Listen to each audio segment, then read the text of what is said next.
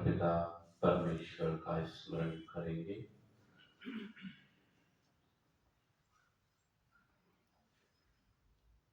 ज्ञान के प्रसारक, प्रचारक, आदि ऋषि,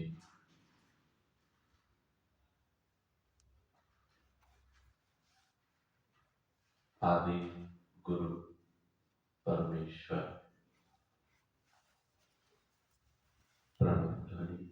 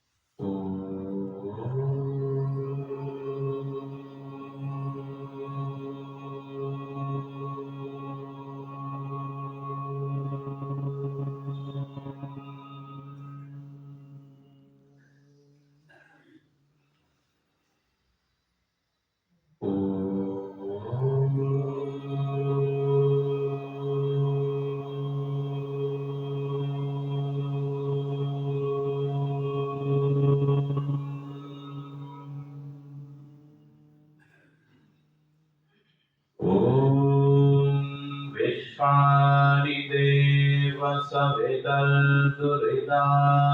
परासव यद्भद्रं तन्न आसव।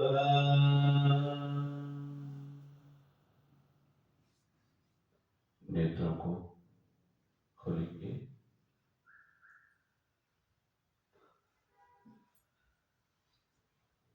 आर्य समाज पंचकुला सेक्टर 9 के इस भव्य सभागार में समुपस्थित, जिनके बहुत सुमधुर भजनों से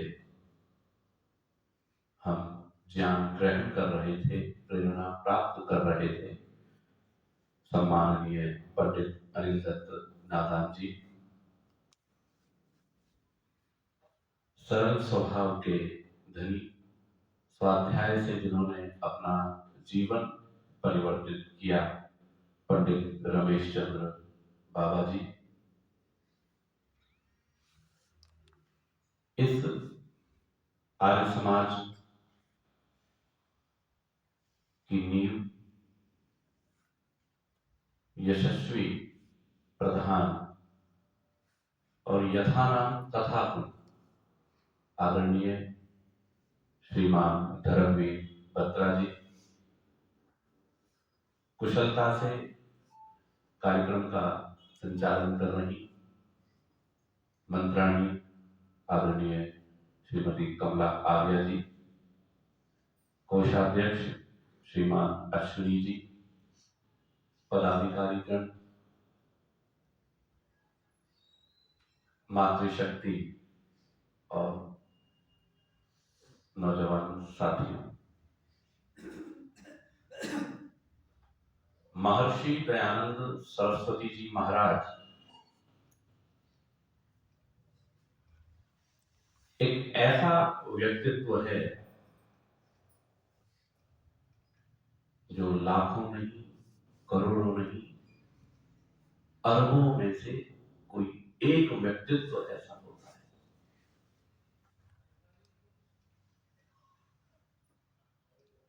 जब धारा बह रही होती है, नदी की धारा प्रवाहित हो रही होती है, तो उस धारा में बहना, उस धारा में चलते जाना और उसमें तैरना आसान होता है, सुगम होता है। लेकिन उस धारा के विपरीत चलना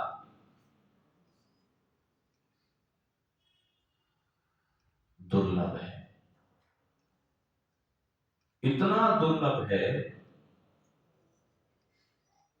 आप देख सकते हैं 5000 साल के बाद में एक ऐसा सन्यासी इस धरती पर आए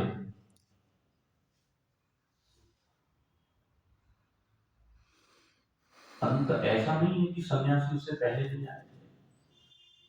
सन्यासी तो इस धरती पर होते रहे हैं, आज भी हैं और आगे भी होते रहेंगे। लेकिन स्वामी दयानंद के जीवन में और अन्यों के जीवन में यदि हम तुलना करके देखें तो उनकी जो दृष्टि है वो दृष्टि ही उन दोनों के व्यक्तित्व को बदलने वाली है। ये बताएगी कि हाँ, ये हीरा है और ये क्या है, ये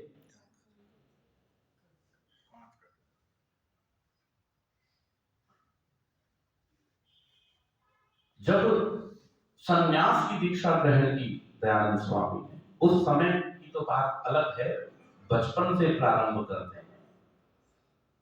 स्वामी दयानंद का वैज्ञानिक दृष्टिकोण क्या है? बचपन से ही 14 वर्ष की आयु का एक बालक उस शिवलिंग को देख रहा है और उस शिवलिंग को देख करके उसके मन में अनेक अनेक प्रश्न उभर रहे हैं। और प्रश्न क्या उभर रहे हैं कि मुझे तो बताया गया था कि ये तो शिव बहुत शक्तिमान है, ये तो सारे संसार को उत्पन्न करने वाला है, ये तो सारे जगत का संहार करने वाला है, ये परमेश्वर है। लेकिन मैं देख क्या रहा हूं? मैं देख ये रहा हूं कि जो चूहे हैं, बहुत क्षुद्र प्राणी, वो क्षुद्र प्राणी उस शिवलिंग पर उछल कूद कर रहा है, उस पर मलमूत्र कर रहा है, उस पर चढ़ाए हुए भोग को भक्षण कर रहा है। लेकिन ये शिव कैसा है, ये ईश्वर कैसा है कि जो इसको हटा भी नहीं पा रहा है। आप देखिए वैज्ञानिक दृष्टिकोण, ये वैज्ञानिक दृष्टिकोण क्या है? विज्ञान पर जो आधारित है। और विज्ञान क्या?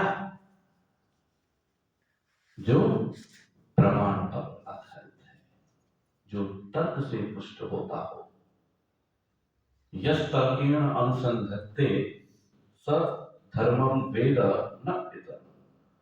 महर्षि दयानंद ने महर्षि मनु के वचन को प्रमाण रखते हुए बात कही कि धर्म है क्या, किसको धर्म माने, किसको मैं स्वीकार करूं, किस पथ का मैं अनुगामी बनूं,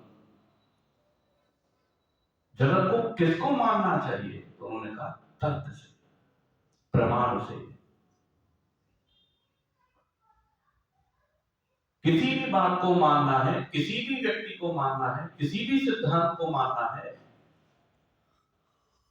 किसी भी बात को मानना है या नहीं मानना है, तो क्या करना पड़ेगा? हाथ में तराजू रखना पड़ेगा। और आपने देखा होगा कई जगह पर महर्षि की एक फोटो होती है जिसमें महर्षि दयानंद ने अपने संपूर्ण जीवन में क्या किया? तर्क को प्रधान रखा, प्रमाण को प्रधान रखा। तो एक छोटा सा बालक जो देख रहा है ये सब और उसके मन में ये बात आ गई कि नहीं, ये सच्चा शिव नहीं हो सकता है, ये वो शिव नहीं है जो सारे जगत को उत्पन्न करने वाला है, सारे जगत को पालने वाला है, सारे जगत को नष्ट करने वाला है। वो शिव तो कोई और भी होना चाहिए। और ऐसा विचार करके उन्होंने वो जो शिवरात्रि का व्रत रखा था, उस व्रत को क्या कर दिया? जाते ही तोड़ दिया। ये क्या था? ये महर्षि दयानंद सरस्वती जी के जीवन का विज्ञान पर आधारित एक ऐसा सबसे बड़ा कदम था कि जिस कदम ने मूल शंकर को स्वामी दयानंद बना।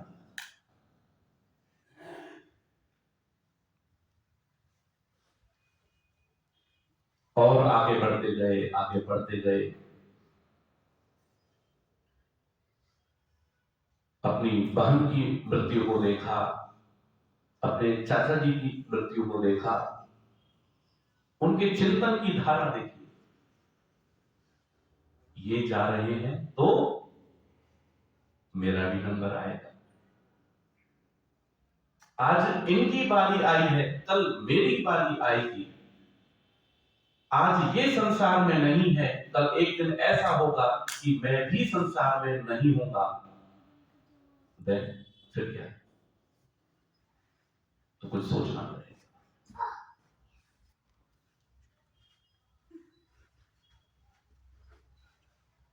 और आगे बढ़े और देखा,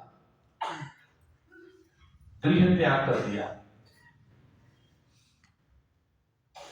भटकते रहे गुरुओं की तलाश में। आप देखिए कि उनके तर्क की शक्ति को, उनकी विवेचना की शक्ति को वो संतुष्ट नहीं हुए। ऐसा नहीं है कि उनके पास में कोई अच्छा ऐसा साधु ना मिला हो, उनको कोई ऐसा संत नहीं मिला हो, उनको कोई ऐसा वैरागी नहीं मिला हो। ऐसा नहीं था। बुद्धिमान लोगों से उनकी भेंट हुई, अनेक लोगों से उनकी भेंट हुई, लेकिन कई बातों में क्या रहा? जो तर्क था, जो प्रमाण था, महर्षि दयानंद ने अपने ग्रंथों में लिखा है कि सत्य और असत्य को जांचने के लिए क्या है? कसौटियां हैं। और उन्होंने उन कसौटियों में जो सबसे बड़ी कसौटी लिखी, वो क्या लिखी? सत्य और असत्य को जांचने की कसौटियों में सबसे प्रथम उन्होंने कसौटी क्या कही?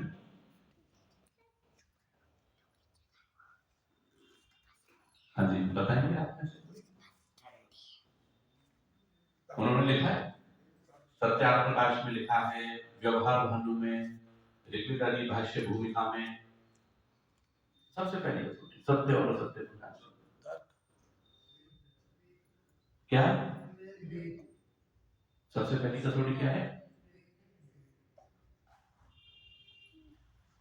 वेद और वेदोक्त जो ईश्वर है उसके गुण, कर्म और स्वभाव के अनुकूल यदि है तो वो क्या है? वो सत्य। खुल करके कहा उन्होंने। और क्या कहा? जो प्रमाणों से युक्त है, प्रत्यक्ष प्रमाण, अनुमान प्रमाण, शब्द प्रमाण, उन प्रमाणों से जो युक्त है वो क्या है? वो सत्य है। और क्या कहा? जो सृष्टि क्रम के अनुकूल है वो क्या है?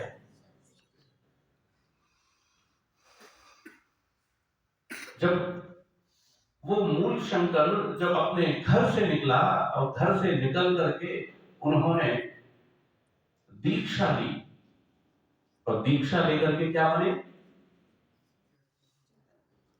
शुद्ध चैतन्य बने। और भटकते रहे सच्चे गुरुओं की तलाश में। तो उन्होंने क्या देखा कि भक्ति का मार्ग क्या है? लोगों ने बताया कि भक्ति का मार्ग है, और पड़े रहो, नशा करो और पड़े रहो। ये क्या है? ये भक्ति का मार्ग है। किसी ने और कुछ भक्ति का मार्ग बताया। किसी ने कहा कि एक टांग पर खड़े रह करके और ये जो जल में निमग्न होकर के जो तपस्या करना है वो क्या है? वो भक्ति का मार्ग है, वो तप है। किसी ने कुछ कहा, किसी ने कुछ कहा, किसी ने कुछ कहा, लेकिन स्वामी दयानंद का जो प्रारंभिक जो जीवन रहा,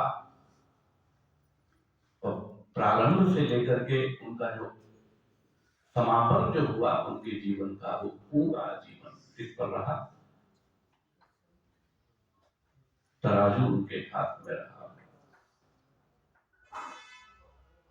कि यदि दोष व्यक्ति कर रहा हो तो ईश्वर भक्ति कैसे?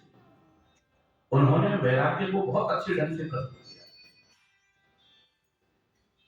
वैराग्य को उन्होंने प्रस्तुत किया और कहा कि जो हमारे जो दोष हैं, उन दोषों को ग्रहण न करने की जो भावना है, वो क्या है? वो वैराग्य। यदि हम दोषों से युक्त तो हैं और ये मानते हैं कि मैं वैराग्यवान हूं, तो ये क्या है? ये गलत है। ये वास्तविक वैराग्य नहीं है। तो यदि मैं गलत कर्मों को कर रहा हूं, यदि मैं नशा कर रहा हूं, यदि मैं चोरी कर रहा हूं, यदि मैं छल कपट कर रहा हूं, यदि मैं दुष्कर्म कर रहा हूं, यदि मैं लोगों को ठग रहा हूं, तो ये क्या है? ये ईश्वर की सच्ची उपासना और सच्ची भक्ति नहीं है।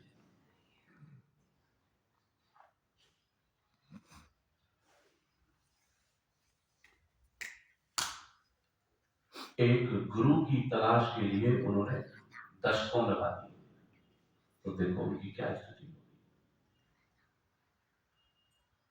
कोई वस्तु यदि बाजार से खरीदनी हो और नहीं मिल रही हो, तो मन में ये आ जाता है, चलो नहीं मिल रही तो अब जो है उससे चला लो ना, क्या दिक्कत है?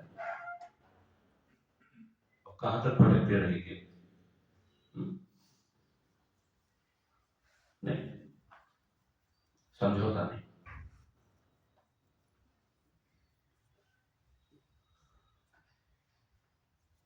समझौता स्वीकार नहीं। महर्षि दयानंद और उन्होंने प्रमाणों के आधार पर जो सिद्ध जो ईश्वर था, उसी ईश्वर का ही प्रतिपादन किया। प्रमाणों के आधार पर जब लोगों ने कहा कि वो ईश्वर सारे संसार को बनाने वाला है, लेकिन रहता कहां है? रहता कहां है? तो जब सारे संसार को बनाने वाला है, तो एक देशी कैसे हो सकता है? किसी सागर विशेष में कैसे रह सकता है? पाताल विशेष में कैसे रह सकता है? किसी आसमान में कैसे रह सकता है? यदि वो बना सारे जगत को, इतने विस्तृत जगत को, इतने बड़े ब्रह्मांड को यदि वो बना रहा है, तो उसको वहां वहां उपस्थित होना।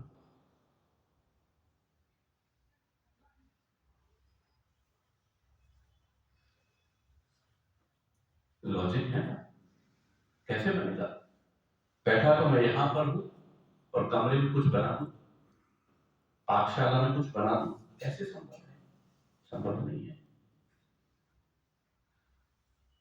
जो सारे संसार को बनाने वाला है, आप उनकी वैज्ञानिक दृष्टि देखिए, क्या चिंतन है। जो सारे संसार को बनाने वाला है, उसको किसी एक व्यक्ति का नाश करने के लिए शरीर धारण करना पड़ेगा। क्या लिखते हैं? कितनी सुंदर बात लिखते हैं।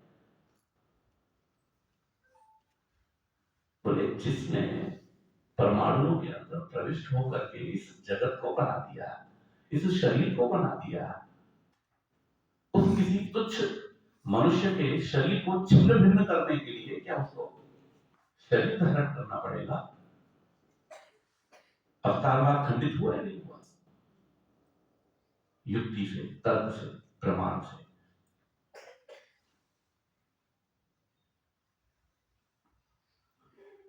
बहुदेवतावाद समाज में प्रचलित थे। कोई किसी को देवता मानता है, कोई किसी को देवता मानता है, कोई किसी को भगवान मानता है, कोई किसी को भगवान मानता है। स्वामी दयानंद ने कहा,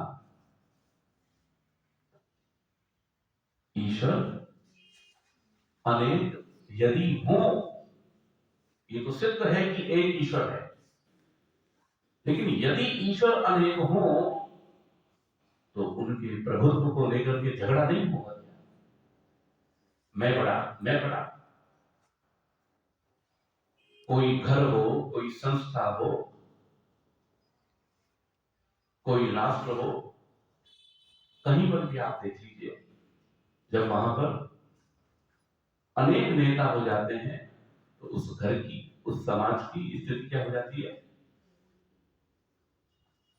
एक नेतृत्व की आवश्यकता है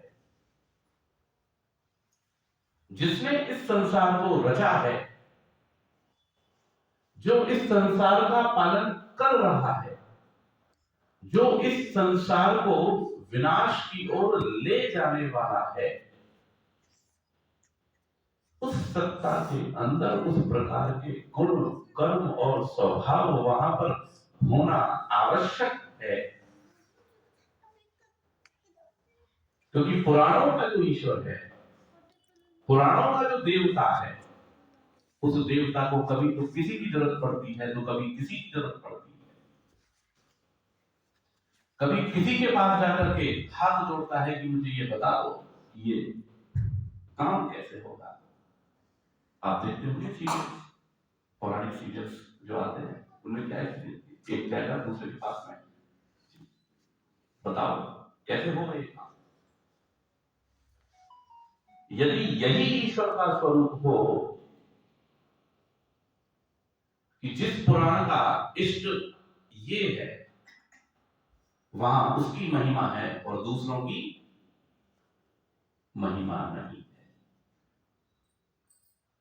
दूसरे उसके पास आ रहे हैं, उसको पूजा जा रहा है। यदि शिव पुराण है तो शिव की महिमा है, शिव के पास आया जा रहा है, और यदि विष्णु पुराण है तो विष्णु की महिमा मंडन हो रहा है, विष्णु के पास लोग आ रहे हैं, विष्णु के पास अन्य देवता आ रहे हैं, अन्य ईश्वर आ रहे हैं।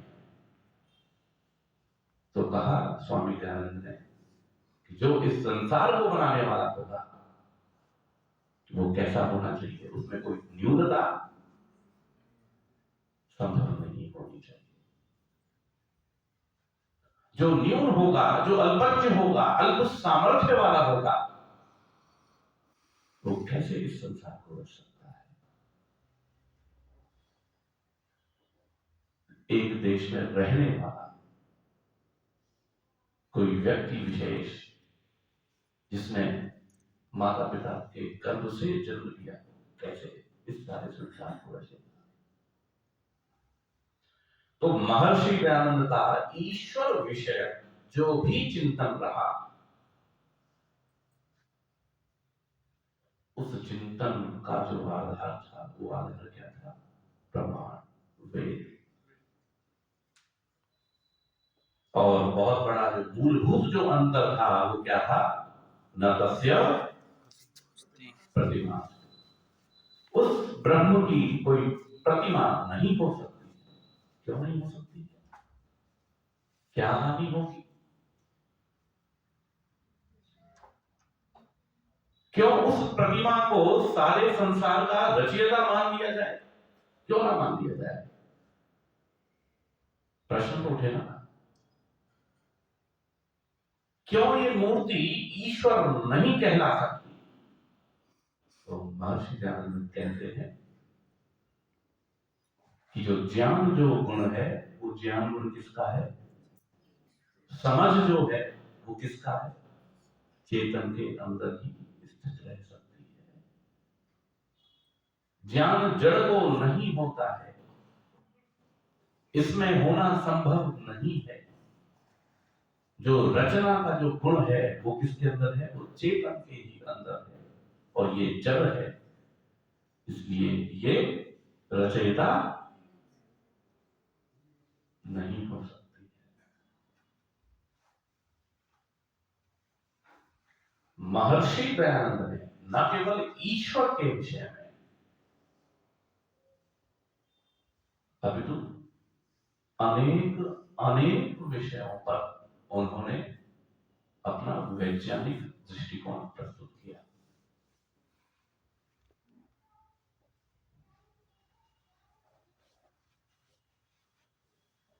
जन्म से जो वर्ण व्यवस्था थी, एक अनपढ़ का बेटा है, एक शूद्र का बेटा है, या एक क्षत्रिय का बेटा है, लेकिन वो ब्राह्मण कर्म करना चाहता है, पढ़ने पढ़ाने की उसकी योग्यता है, लेकिन जातिगत व्यवस्था से क्या देखा उन्होंने? क्या देखा कि उसको अधिकार नहीं, वो ब्राह्मण नहीं बन सकता है, ब्राह्मण कर्म नहीं कर सकता है। अब देखिए इसमें उसका चिंतन, ऋषि किस प्रकार से विचारते हैं। हर मनुष्य को, हर जीवात्मा को उन्नति करने का क्या होना चाहिए? अवसर होना चाहिए। उनकी योग्यता, उसके गुण, कर्म और स्वभाव के आधार पर इस बात का निश्चय होगा कि वो किस वर्ण में आएगा। जन्म से नहीं, योग्यता के अनुसार, सामर्थ्य के अनुसार। अगर योग्यता ऊंची है उसको ऊंचे पायदान पर होना चाहिए, और यदि ऊंचे पायदान पे पैदा हुआ भी है और योग्यता नहीं है तो उसको उसी श्रेणी में भेज दिया जाए। तो इससे क्या होगा? संतुलन समाज में, एक ठीक व्यवस्था समाज में बनेगी। ब्राह्मण का बेटा है लेकिन योग्यता ब्राह्मणत्व की नहीं है, लेकिन ब्राह्मण कर्म कर रहा है, तो आप विचार करके देखिए कि वो कैसे कर्म करेगा। आप इस बात को इस उदाहरण से समझिए। एक डॉक्टर ने अपने बेटे को फर्जी तरीके से डॉक्टर बना दिया, तो वो किस प्रकार से इलाज करेगा? क्या करेगा वो? वही होगा जो आजकल न्यूज चैनल्स पे और समाचार पत्रों पे आता है। यदि उसकी योग्यता नहीं है तो उसको क्या करना चाहिए? उसकी जो योग्यता है या उसका जो सामर्थ्य है, रुचि है, उसके आधार पर उसको अपने क्षेत्र का चयन करना चाहिए। आज जिसकी ओर सारा संसार ये कहता है कि अपने बच्चों को उसकी योग्यता के हिसाब से विषय का चयन करने का अधिकार होना चाहिए, ये बात महर्षि दयानंद ने आज से 150 वर्ष पहले की बात कही थी, लेकिन तब लोगों ने उस बात को स्वीकार नहीं किया। अनेक प्रकार की प्रताड़नाएं, अनेक प्रकार के आरोप प्रत्यारोप, दुर्भावना, द्वेष ऋषि के प्रति किया गया। वर्ण व्यवस्था तो आज तो हो रहा है ये। अगर हमारी संतान अगर फौज में जाना चाहती है, ब्राह्मण की संतान तो जाती है, बिजनेस करना चाहती है तो बिजनेस करती है, भले ही उसके पीछे सरनेम में वही चलता रहा हो पीढ़ी से, लेकिन वास्तव में वर्ण क्या है? उसका जो कर्म है, जिस कर्म को वो कर रहा है, जिस प्रकार का कर्म वो कर रहा है, वही क्या है? वही उसका वर्ण है। जब समाज में इस बात का प्रचलन था कि स्त्रियों को तो पढ़ने का अधिकार नहीं है, स्त्रियां पढ़ नहीं सकती हैं, क्यों? क्योंकि उनको तो घर का काम देखना है। महिलाएं नहीं शिक्षित हो सकती हैं, इसके खिलाफ यदि किसी ने आवाज उठाई तो वो कौन थे? महर्षि दयानंद थे। महर्षि दयानंद का ये चिंतन था कि जैसे आत्मा पुरुषों में है, वैसे ही आत्मा स्त्रियों के भी अंदर है। तो यदि आत्म कल्याण का रास्ता पुरुषों के लिए अगर श्रेयस्कर है, तो स्त्रियों के लिए श्रेयस्कर क्यों नहीं? उनकी जो दृष्टि है, उनका जो चिंतन है, वो आत्मा को केंद्र बना करके विचार करते हैं। आप देखिए, चाहे बालक हो, चाहे वृद्ध हो, चाहे युवा हो, चाहे स्त्री हो, चाहे पुरुष हो, चाहे किसी और वर्ग से हो, महर्षि दयानंद ने हर वर्ग के लिए क्या दिया? पढ़ने का अधिकार दिया।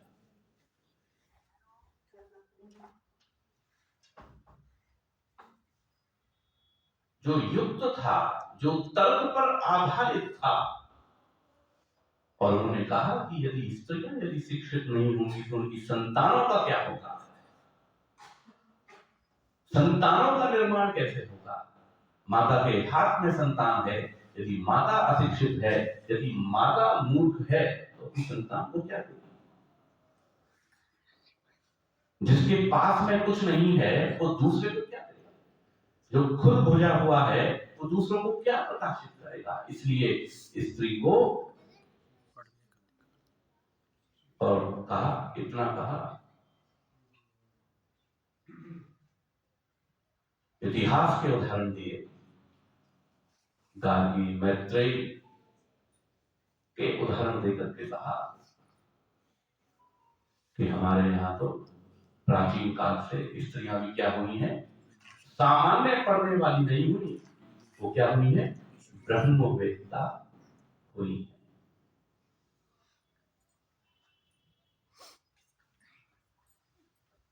जब विवाह का विषय उठाया महर्षि दयानंद ने, तो उन्होंने क्या कहा, बेमेल विवाह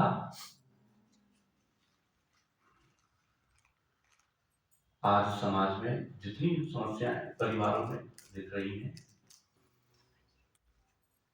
जितने तनाव और उसके आगे और जितनी भी स्थितियां बिगड़ रही हैं आज परिवारों में, उसका कारण क्या है, हम महर्षि दयानंद की बात को वस्तुतः नहीं मान पा रहे हैं। महर्षि दयानंद ने उस समय में ये बात कही कि समान गुणकर्म स्वभाव वाले जो हों उनका क्या होना चाहिए, विवाह होना चाहिए। क्योंकि समान विचार वाले जो होते हैं, समान गुणधर्म वाले जो होते हैं, उनमें मित्रता लंबी ठहरती है। बस कर देना है, क्यों, क्योंकि पैकेज बहुत अच्छा है, बात नहीं बनी। आपको यह देखना होगा कि आपकी संतान की स्थिति क्या है, आपकी संतान के विचार क्या है, उसको किस प्रकार का जीवन पसंद है और सामने वाले को किस प्रकार का जीवन पसंद है। आज इस ओर भारत का समाज आगे बढ़ रहा है, आज बढ़ रहा है, और उसमें भी जो अतिरिक्त जा रहा है उसके लिए नहीं कह रहा, लेकिन जो ठीक ढंग से अगर जा रहा है तो वो किसकी देन है, महर्षि स्वामी दयानंद के उस प्रामाणिक चिंतन की देन है।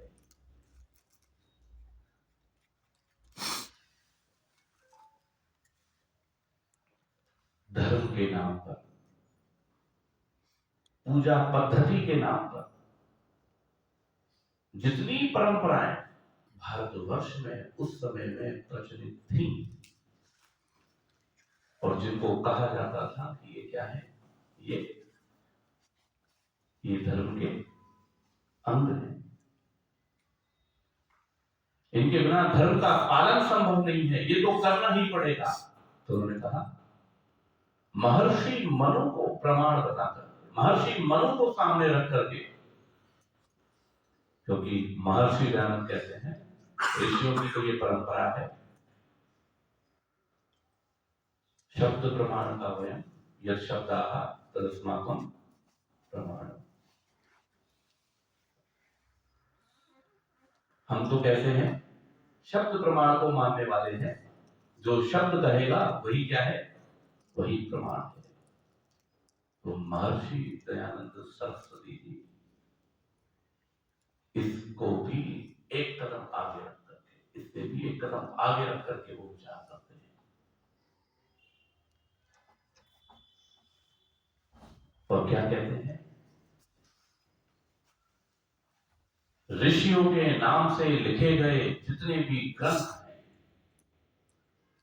क्योंकि व्यक्ति बात तो अपनी करता है, लेबल किसका लगाता है,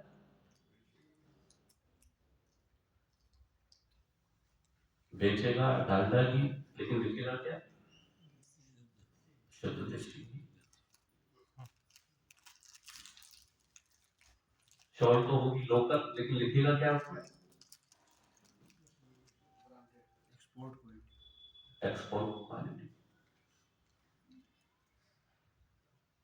क्योंकि जो विक्रय है वो सत्य के ही आधार पर होगा। अब सत्य है या नहीं ये विचार का विषय है, लेकिन बिकेगा सत्य के लेवल पर। तो महर्षि ने कहा, जब उन्होंने पठन पाठन की विधि जब उन्होंने कही तृतीय समुल्लास में, तो उन्होंने उस समुल्लास में ये बात कही कि जो वेद के अनुकूल होगा वही क्या होगा? वही स्वीकार्य होगा। जो वेद से पुष्ट होगा। क्यों? क्योंकि वेद ही क्या है? वेद ही स्वतः प्रमाण। जैसे सूर्य को प्रकाश दिखाने के लिए किसी और प्रकाशक की आवश्यकता नहीं है, दीपक को प्रकाशित करने के लिए अन्य किसी और टॉर्च की आवश्यकता नहीं है, वैसे ही वेद को प्रकाशित करने के लिए वेद के लिए किसी और ग्रंथ की, वेद को प्रमाणित करने के लिए किसी और ग्रंथ की आवश्यकता नहीं है। लेकिन वेद के अतिरिक्त हर ग्रंथ के लिए वेद से प्रमाणित होने की आवश्यकता है। सबको करना पड़ेगा। और इस कसौटी पर उन्होंने अपने आप को भी अलग नहीं किया, अपने को भी उसी श्रेणी में रखा और उन्होंने कहा, मैं जो बात कह रहा हूं वो ब्रह्मा से लेकर के और जैमिनी पर्यंत ऋषियों ने जो बात कही है वही मैं अपनी बात कह रहा हूं, मैं अपनी कोई बात नहीं कह रहा हूं। लेकिन यदि फिर भी अज्ञानतावश और अल्पज्ञतावश यदि कोई ऐसी बात मेरे को लिखने में आ गई हो तो उसको विद्वान लोग बैठ करके विचार करके उसको क्या कर देना? प्रमाणित करके शुद्ध कर लेना।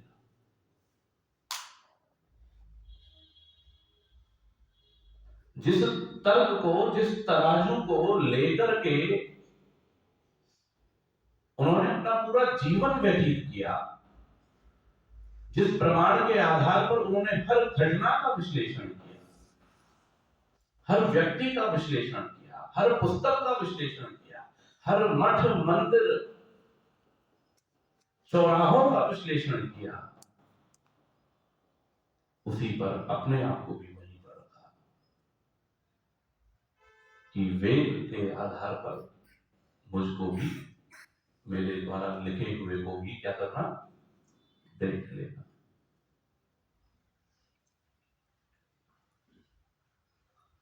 तो जब धर्म की परिभाषा जब आने लगी, जब तपस्या की परिभाषा जब आने लगी, तो विचार ऋषि के मन के अंदर ये उभरने लगा, एक टांग पर खड़े होकर के या फिर अग्नि के बीच में बैठ करके तपस्या करने से कैसे उस ब्रह्म की प्राप्ति होगी? जो ब्रह्म की प्राप्ति का जो साधन ये शरीर है, पुरुषार्थ चतुष्टय का साधन ये जो शरीर है, यदि इस साधन को ही सुखा दिया जाएगा, यदि इस साधन को ही निर्बल कर दिया जाएगा, इसको ही दोष युक्त कर दिया जाएगा, तो किसके सहारे यात्रा होगी? यदि मेरी गाड़ी ही खराब है, यदि मेरी गाड़ी में ही खराबी है, यदि मैं उसी को ही नष्ट कर रहा हूं, उसको ही खराब कर रहा हूं, तो मैं गंतव्य तक कैसे पहुंचूंगा? तो उन्होंने वेद से लेकर के तब का क्या स्वरूप दिया, ये महर्षि दयानंद का वैशिष्ट्य है। महर्षि दयानंद कहते हैं, धर्म के पालन करने में, याद है, धर्म का पालन करते हुए जो कष्ट का सहन करना है और उस कष्ट को सहन करते हुए भी प्रसन्नता पूर्वक उस धर्म के कार्य में लगे रहना जो है, वही क्या है? वो ईश्वर की प्राप्ति का उपाय है। गुरुओं के चरणों में बैठ करके गुरुओं की भक्ति करने को उन्होंने क्या कहा? उन्होंने ईश्वर प्राप्ति का मार्ग नहीं बताया, उसको उन्होंने पाखंड की श्रेणी में रखा, उसको उन्होंने गुरुड़म की श्रेणी में रखा, और उन्होंने अपने लिए भी ऐसा करने से क्या किया? मना किया। क्योंकि वो अपने स्थान, वो ईश्वर के स्थान पर, आप विचार करके देखिए ना, यदि किसी राज्य का मुख्यमंत्री आपके कार्यक्रम में आ रहा हो और उसके लिए आपने कोई कुर्सी लगाई हुई हो, तो क्या आप उस कुर्सी पर किसी अन्य को बैठाना पसंद करेंगे? यदि आपको पता है कि वो व्यक्ति कौन है, करेंगे पसंद? नहीं करेंगे। महर्षि दयानंद को ये बात पता थी कि सच्चा शिव कौन है, इसलिए वो उस सच्चे शिव के स्थान पर अन्य किसी को भी बैठाना पसंद नहीं किया। ना तो उन्होंने किसी गुरु को वो स्थान दिया, ना उन्होंने किसी आचार्य को वो स्थान दिया, ना उन्होंने किसी पुस्तक को वो स्थान दिया, ना उन्होंने किसी स्थान को वो स्थान दिया। किसी को दिया? ईश्वर के बराबर किसी को स्थान दिया? ना तो ईश्वर के कोई तुल्य है, बराबर है, और ना ही उससे कोई बड़ा ही है।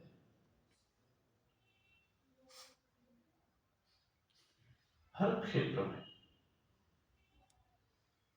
आज समाज की जो अव्यवस्था है, आश्रम व्यवस्था, उसका निरूपण उन्होंने किया। और क्या कहा उन्होंने? मस्तिष्क की जो स्थिति है, शरीर की जो स्थिति है, उस शरीर की स्थिति और मन की स्थिति को देखते हुए, स्मृति की स्थिति को देखते हुए, चित्त की स्थिति को देखते हुए, ये जो 25 वर्ष का जो समय है, ये समय क्या है? विद्याध्ययन के अनुकूल है, अध्ययन के अनुकूल है। उन्होंने इस काल को किसके अंतर्गत रखा? ब्रह्मचर्य आश्रम के अंतर्गत रखा।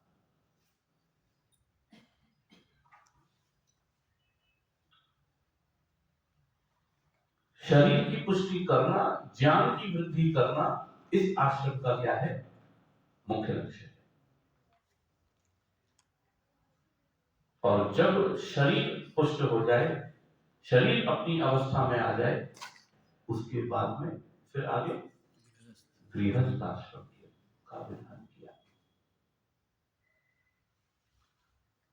समाज का जो ढांचा है, समाज में मर्यादा बनी रहे, समाज में संतुलन बना रहे, उसके लिए उन्होंने कहा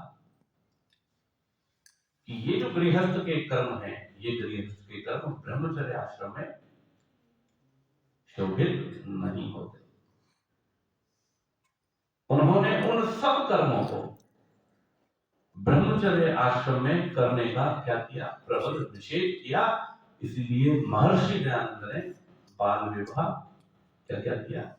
पुरजोर विरोध किया, निषेध किया।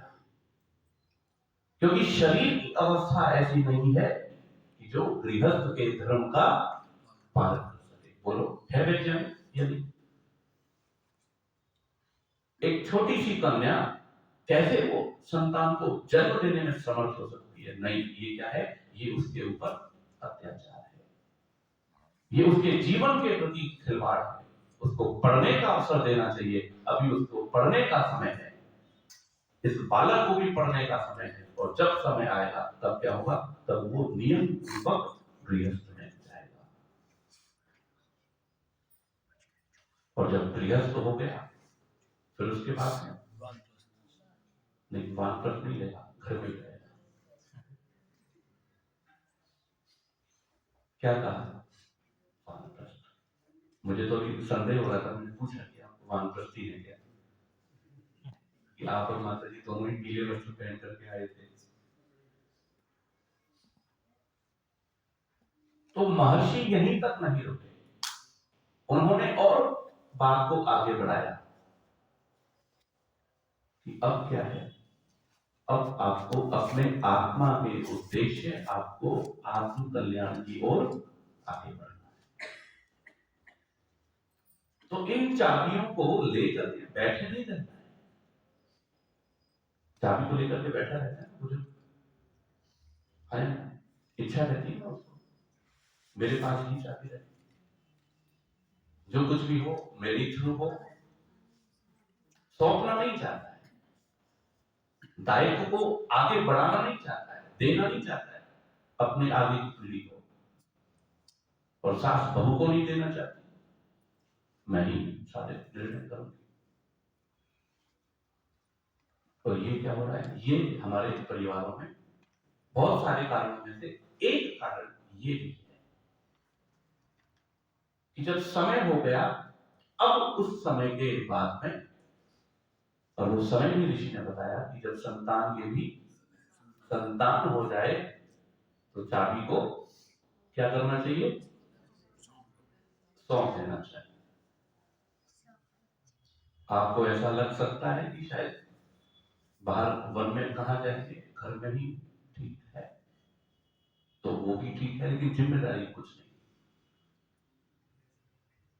आज तो आर्य समाज के बहुत सारे वानप्रस्थ आश्रम हैं, कई आश्रम खुले हुए हैं, बहुत अच्छे अच्छे आश्रम हैं, वानप्रस्थ साधक आश्रम जैसे सर्व सुविधा संपन्न और आध्यात्मिक उन्नति के लिए श्रेष्ठ आश्रम है। लेकिन आज हम गृहस्थ में ही क्यों, उम्र होने के बाद में भी हम उन जिम्मेदारियों को अगली पीढ़ी को क्यों नहीं सौंपना चाहते हैं? महर्षि दयानंद ने कहा कि अब जो समय है, अब वो समय आत्म कल्याण के लिए है, अब ये समय तपश्चर्या करने के लिए है, अब ये समय स्वाध्याय के लिए है, कि जो कमी गृहस्थ के समय में आई थी, अब उस कमी को क्या किया जाए, रिकवर किया जाए, पूरा किया जाए, अब स्वाध्याय किया जाए, अब विशेष रूप से तपश्चर्या किया जाए, और समाज को आगे बढ़ाने के लिए समय दिया जाए।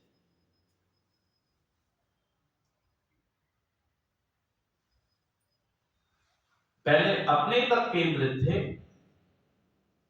ब्रह्मचर्य आश्रम में, उसके बाद में थोड़ा सा और विस्तार हुआ, अब परिवार पर केंद्रित हो गए, अब उसके बाद में और विस्तार करना है, और कहां केंद्रित होना है, समाज में केंद्रित होना है।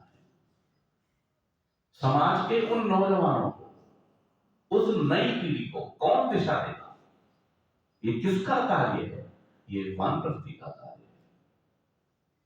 लेकिन उस आयु में भी आज मैं अर्थार्जन का विचार कर रहा हूं, उस आयु में भी आज मैं ये नहीं सोचता हूं कि जाकर के मैं समाज को देखूं, मैं संतानों को देखूं, मैं बालकों को देखूं, मैं बच्चों को देखूं, मैं गृहस्थियों को देखूं। क्यों नहीं ये विचार आज हमारे मन में आ रहा है? आगे बढ़ने की आवश्यकता है। आपके मन में आ सकता होगा कि हमारी कौन सुनता है, जो नहीं सुनेंगे कोई बात नहीं, लेकिन उनमें से कुछ तो मिलेगा। अपना कर्म किए बिना ही हम क्या कर रहे हैं, हार मान रहे हैं। हम उस आश्रम व्यवस्था को पूर्ण नहीं कर रहे हैं। अब ये क्या उम्र हो गई, अब वानप्रस्थ, बिल्कुल ठीक है। और परिवार के अन्य सदस्य भी क्या है, वो भी अपनी जिम्मेदारियों को अब कीजिए, कोई विशेष बात हो तो हम उसका समाधान करेंगे, नहीं तो आपने भी अच्छा जीवन व्यतीत किया है, सीखा है, हमने सिखाया है आपका। और फिर उसके बाद में अगला चरण क्या है, संन्यास का। अब वो क्या हो जाता है, अब वो उस समाज से भी आगे बढ़ करके अब वो सारे प्राणी मात्र का हो जाता है, आत्म कल्याण अब उसका लक्ष्य बन जाता है। अपने जीवन को इस 4 भाग में महर्षि दयानंद ने वेदों के आधार पर क्या किया, विभक्त किया। मतलब आप देखिए कि ऋषियों ने किस प्रकार से इसको आते हैं मैनेजमेंट, प्रबंधन, तो पूरे जीवन का क्या कर दिया, एक प्रबंधन हमको दे दिया। ये किसकी देन है, महर्षि दयानंद की देन। महर्षि दयानंद ने राजनीति पर भी बोला और सत्याग्रह प्रकाश में एक समुल्लास उन्होंने दिया, राजधर्म।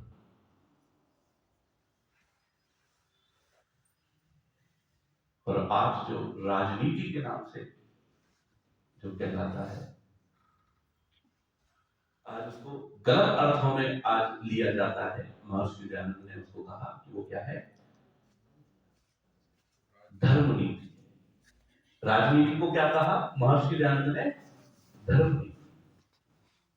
क्योंकि यदि धर्म की स्थापना करनी है, यदि आपको धर्म को संपूर्ण भूमंडल पर यदि आपको प्रेषित करना है, प्रचारित करना है, प्रसारित करना है, तो वो कैसे हो सकता है।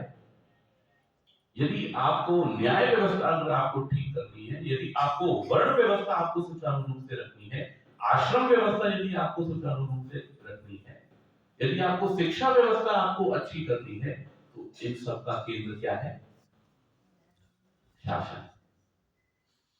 ये व्यक्ति का काम नहीं है, ये किसका काम है, ये शासन का काम है। तो इसलिए महर्षि दयानंद ने ये विचार रखा कि आर्य लोगों को प्रशासन में भी होना चाहिए और राजनीति करनी चाहिए, अच्छी राजनीति, श्रेष्ठ राजनीति, आर्यों के लिए, आर्यत्व की स्थापना के लिए, वैदिक धर्म की स्थापना के लिए, ऋषियों की परंपरा की पुनर्स्थापना के लिए, उस विशाल लक्ष्य को मन में रख करके अपने स्वार्थ के लिए, अपनी जेबें भरने के लिए नहीं, अपने यश के लिए नहीं, किसके लिए, राष्ट्र के लिए। क्रीडवंतो विश्वमान्य, सबको उस आर्यत्व के भाव से आपको यदि आप्लावित करना है, तो आपको शासन में भी आना पड़ेगा। और महर्षि ने अपने जीवन में एक काल ऐसा आया जब उन्होंने राजाओं पर काम करना शुरू किया, राजाओं को उपदेश करना शुरू किया। क्यों? क्योंकि उनको एक बात समझ में आई, यथा राजा तथा प्रजा, कि इन राजाओं को ठीक करना होगा, इनके चरित्र को उज्जवल करना होगा, इनको पढ़ाना होगा, इनको योग्य करना होगा, इनको वेदों की ओर लौटाना होगा, इनको हमारी संस्कृति की तरफ रुख करना होगा। आप देखिए, संपूर्ण मानव जाति के हित की भावना रख के जो उन्होंने कहा, वही क्या कारण बना, उनके देह त्याग का कारण। लेकिन तथा फिर भी उन्होंने उस प्रमाण पर आधारित, उस वेद पर आधारित उस उपदेश को करना नहीं छोड़ा। तो महर्षि स्वामी दयानंद का जो जीवन है, वो सारा ही जीवन, उनका सारा ही कर्म, उनका सारा विचार, उपदेश, लेखन, शास्त्रार्थ, वो सब किस पर आधारित था, वो सारा का सारा कसौटियों पर कसा हुआ था, वो सारा का सारा प्रमाण पर आधारित था, वो सारा का सारा वेद पर आधारित था। तो आज हम थोड़ा ये अवलोकन अवश्य करें, इस समय कि हमारा जीवन प्रमाणों पर कितना खराब होता रहा। इसको सुनने का उद्देश्य क्या है? महर्षि दयानंद का वैज्ञानिक दृष्टिकोण, उसकी वैज्ञानिक दृष्टि, उसकी तर्क आधारित दृष्टि को सुनने का प्रयोजन ये है कि मेरी भी दृष्टि कैसी हो जाए, तर्क आधारित हो जाए, प्रमाणों पर आधारित मेरी दृष्टि हो जाए। तभी तो उनकी स्तुति करने का लाभ है कि मैं ऋषि दयानंद की स्तुति कर रहा हूं, तो उनकी स्तुति करते हुए मेरा जीवन भी प्रमाणों पर आधारित हो जाए। तभी क्या होगा? अग्निम कीते,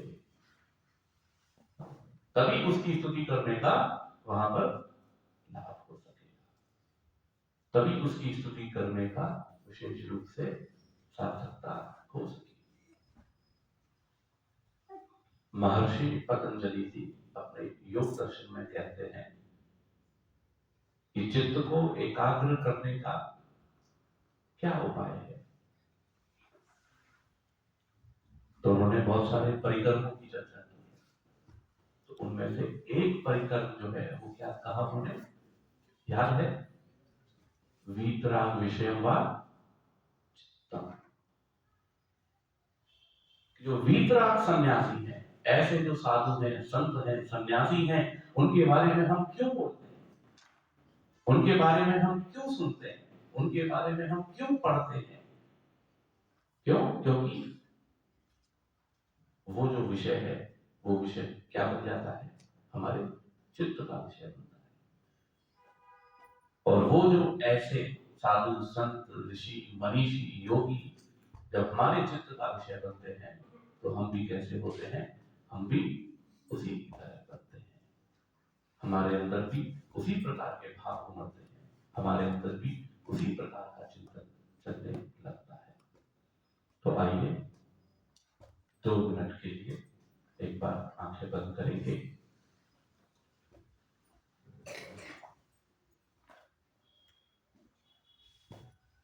अपने मन में अवलोकन करने का प्रयास करेंगे।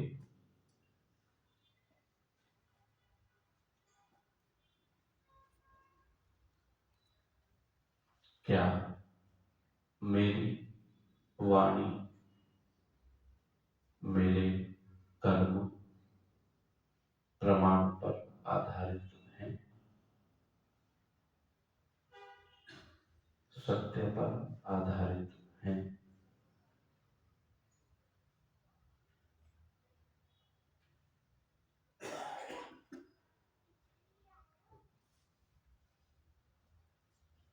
पूरे दिन भर के कर्मों का अवलोकन करेंगे।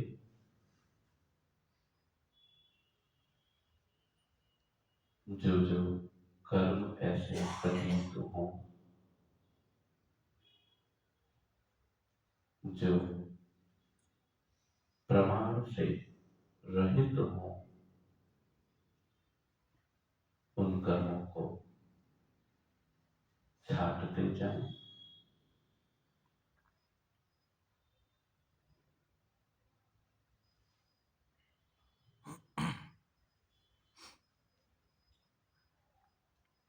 जो कर्म प्रमाण के अनुकूल हो, सत्य पर आधारित हो,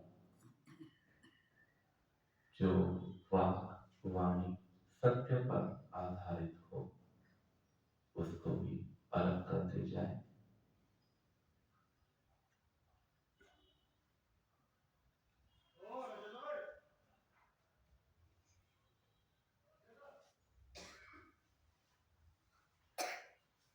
परमपिता परमेश्वर से सामर्थ्य की कामना करेंगे।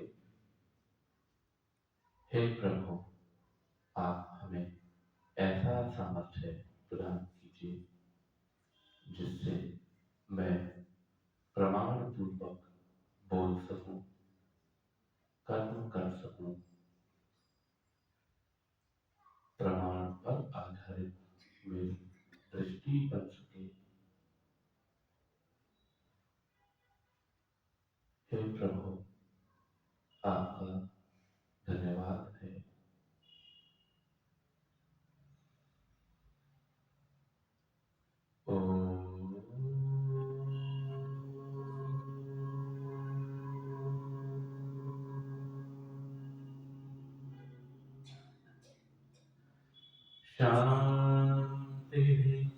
शांति शांति।